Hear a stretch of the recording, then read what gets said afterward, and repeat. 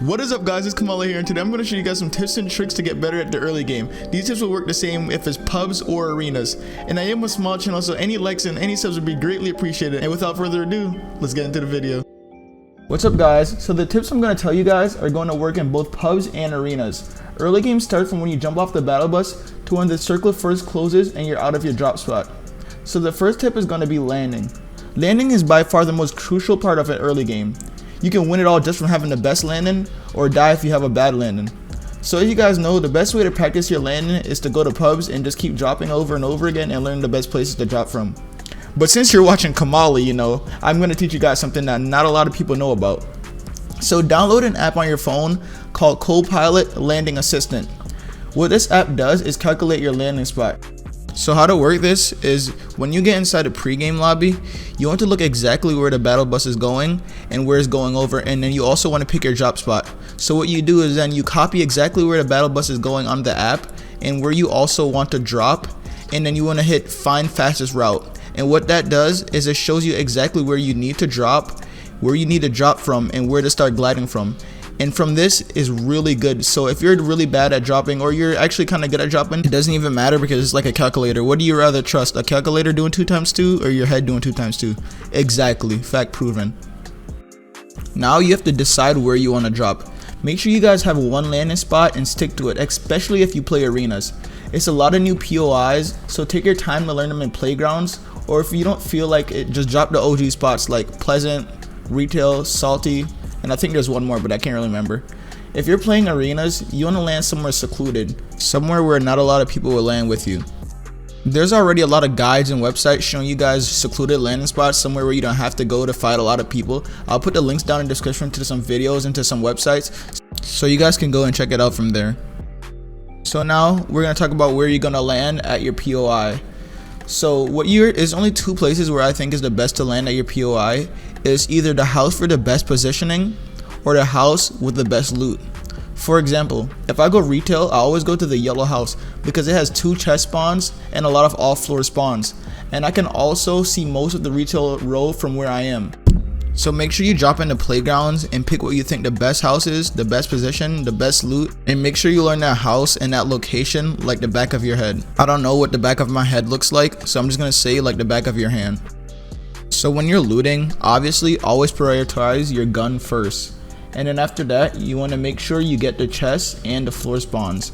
But while you're looting, make sure that you're always pickaxing for materials. After you have everything you should always have at least 300 materials coming from that house, maybe 250 or 300 materials just from that house.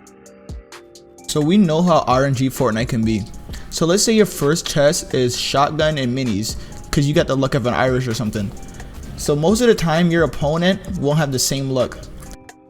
So what you need to do is make sure that there's not a lot of people around and quickly push your opponent, because if he doesn't have a shotgun or he doesn't have shield, that is going to be the easiest kill of the game for you, especially if he's the only person at your landing spot. That's an easy victory royale. Now let's say your luck is like mine and you get really unlucky. You need to keep looting until you have the utilities to get ready for a fight. Sometimes you can get really unlucky to where you'd have to disengage from your drop spot completely and maybe go outside of where you are. Like for example, if I leave retail, I'll go to like some campfires near me or some docks or anything that I can find a chest from, or any type of different loot. Sometimes I'll usually go back and try to get some kills off the spawn, but if you think your loot is really good enough for you to play out the mid game, don't even go back to your spawn, just continue on the game from where you are.